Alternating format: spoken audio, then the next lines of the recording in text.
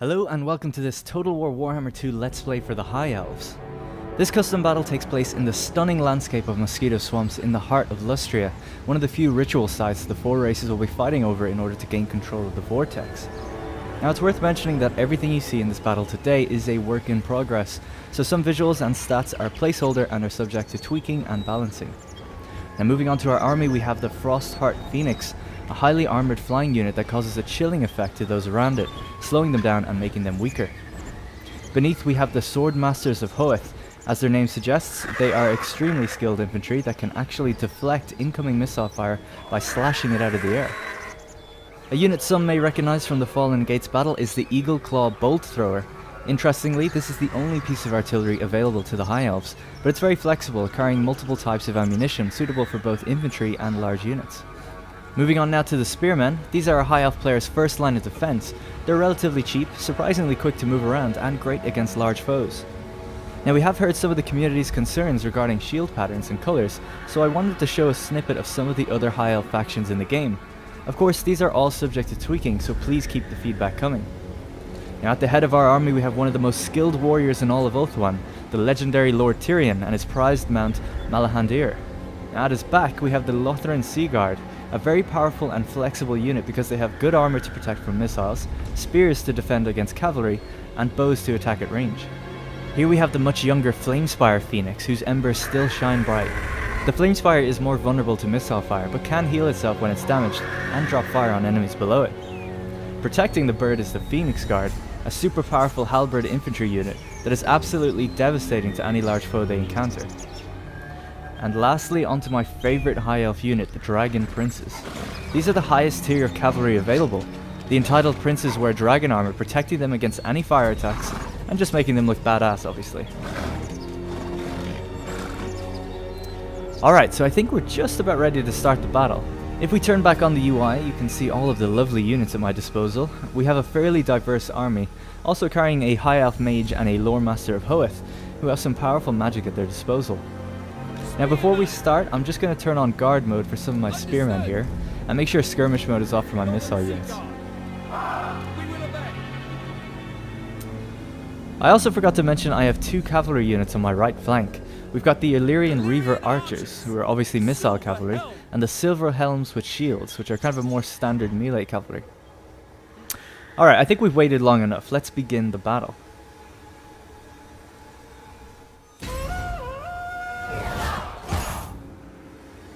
There are a few corrections I want to make. My artillery could do with having some protection from the front, so we'll shift our spearmen in front of them and fill the gap with the Phoenix Guard.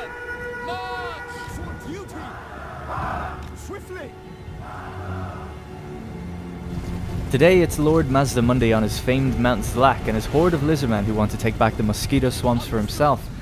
He has some proud looking Croxigors at his front, flanked with the blessed Pterodons using fire leech bolas. No doubt they'll make this a very tough fight. Now because he's moving pretty slow and has a thick bulk of infantry at his head, I'm going to switch to the multi-shot round for my artillery, as it has much greater anti-infantry capabilities versus the standard round, which is meant for large foes. He's got a little while to go yet before he's in range.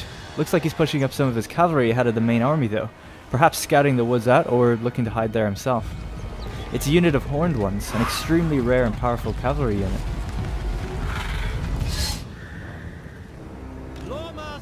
Let's move up our Dragon Princes to mirror what Lord Mazdamundi is doing. Look at how cool these guys are. They walk with such arrogance. I love it.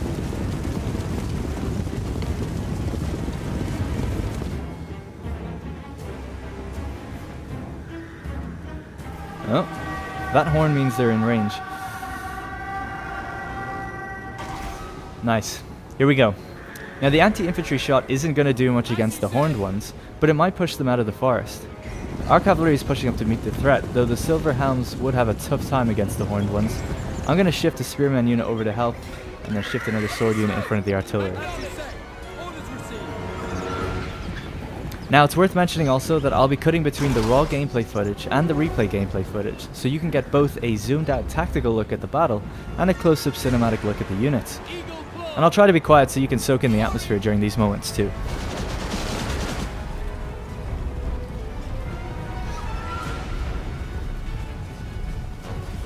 So as Mazdamundi is an insanely powerful magic user, at the first sign of damage he has cast Apotheosis, regenerating the hit points of his nearby units that are being attacked. A pretty clever move. As long as the individuals don't die, he can just keep healing them. Alright, we've got some Pterodons moving on my right, so I'll move out good old Frosty to push them back.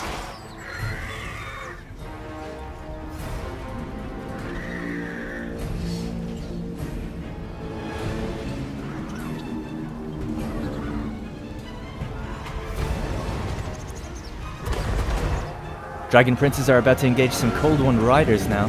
This should be an easy fight, but they are backed up with some extra Pterodons.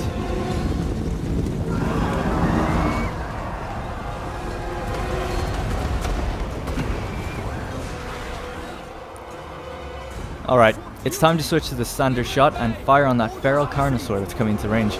I don't care how much charge defense my Spearmen have, that thing's going to hit like a wrecking ball into my front line. Time to pull Frosty back, can't really see how he's doing out there, and it looks like he's being fired on. And yep, the Horned Ones have engaged my Helms on the right. Let's push spears on them. Ah, it was the cheeky chameleon skinks lurking in the woods firing on my Frostheart Phoenix. Sneaky, sneaky.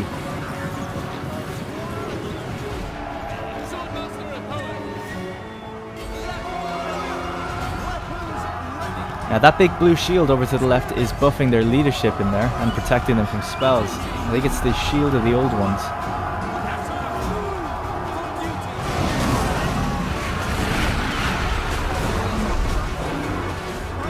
Great charge defense, guys. Well done. Let's get Tyrion to help. Oh crap, Mazdamundi's Ruination of Cities hit both of our lines. Let's pull Tyrion out of that. It's an omnidirectional wind spell, so it's pretty hazardous. You never really know which way it's going to go. You're not the only one who can play with wind spells. We've got some wind spells too. Looks like he's using banishments on me, so we're going to have to move our Phoenix.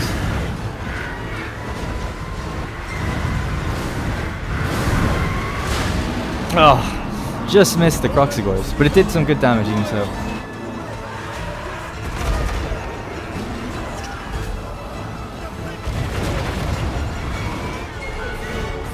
Right, let's turn up the heat. There's a big group here, so we're going to throw down the Tempest Vortex to disrupt them. Guard your ears. Oh yeah, now this is actually great at ensnaring flying units, but it does decent damage on the ground too. Looks like he's healing more units. Let's push the cavalry out to the chameleons. Looks like we've got a little bit of a gap we can exploit here. The Pterodons are crushing my artillery. Let's get our missiles to take down that Carnosaur. It's causing me huge problems. And get our artillery to focus on Mazdamundi.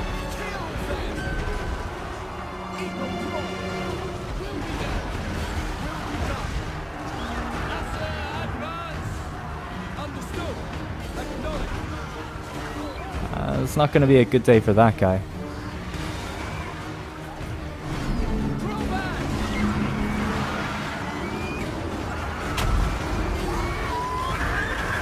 Alright, it's tag team Phoenix time. Father and son, fire and ice.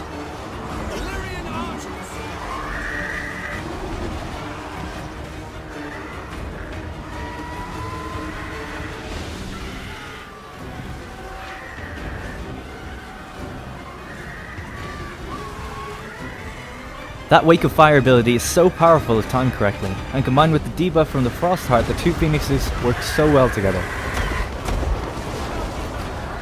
Our Dragon Princes have taken quite a bit of damage, but we'll send them back into this chunk of units here and make another pass with the Flamespire Phoenix.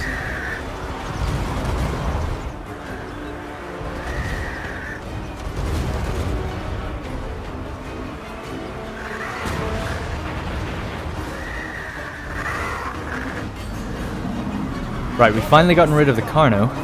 Let's focus on Mazdamundi now and buff our Winds of Magic. Now at this stage of a battle, things can get a little bit hectic.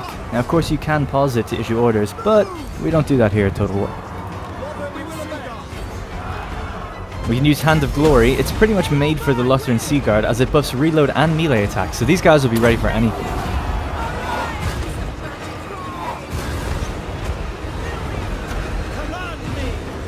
And let's buff our Winds of Magic to empower our Phoenixes again.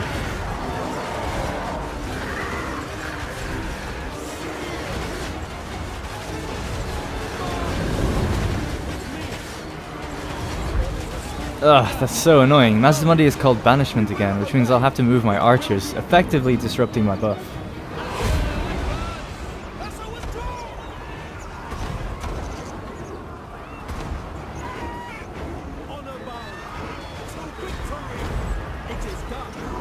I think we've got him now though. Battle is turning in my favor.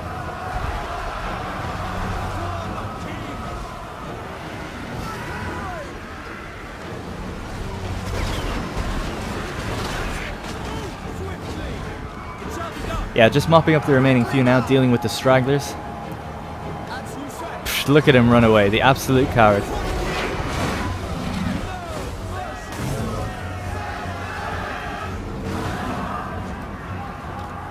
So at this stage we just need to chase down any stragglers, make sure that we keep them routing and don't let them come back.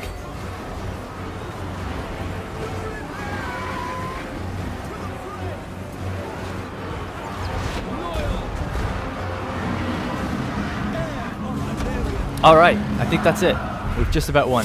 Mazdamundi is going to run back to the swamp he crawled out of, and today belongs to the High Elves. So yeah, that's it for the battle and for the video. Let us know what you thought in the comments. Remember to subscribe to be the first to get exclusive Total War videos, and we'll see you very, very soon. Bye!